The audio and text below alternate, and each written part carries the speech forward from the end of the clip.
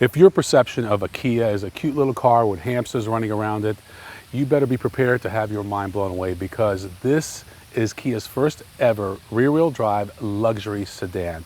And it's as big as an S-Class, but it's priced much closer to an E-Class with a lot of luxury amenities. And one of our favorite features is just how quiet and refined the ride is.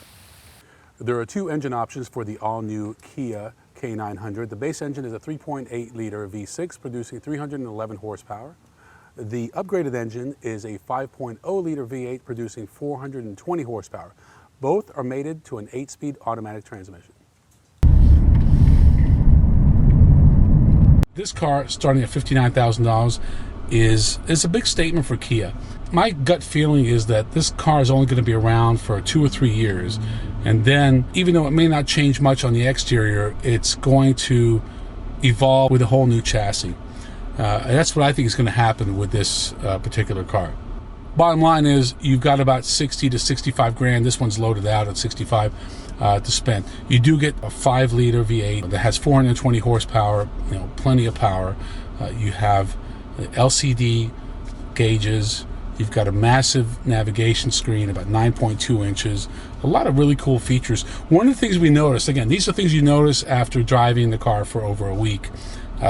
When your Bluetooth is connected and you get a phone call, let's just say it's a hot day, and you have the fan on high, it actually lowers the fan speed so that you can have a conversation. Have you ever had a conversation with someone and they said, "Hey, lower the fan, I can't hear you"? Well, Kia has actually addressed that. The car makes a nice growl.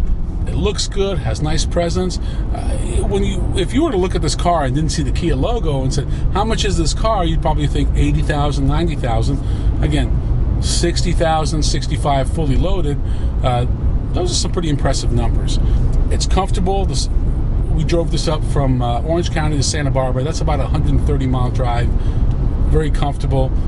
Fuel economy, negligible. It's a massive sedan with a V8. We got about 20 miles to the gallon on the highway, give or take. We drove pretty fast, about 80, 90 miles an hour. But I like the head-up display.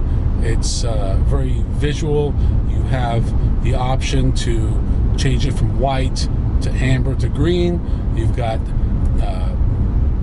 their version of adaptive cruise control that works brilliantly. A lot of great features in this car, a lot of technology. The 8-speed transmission works well.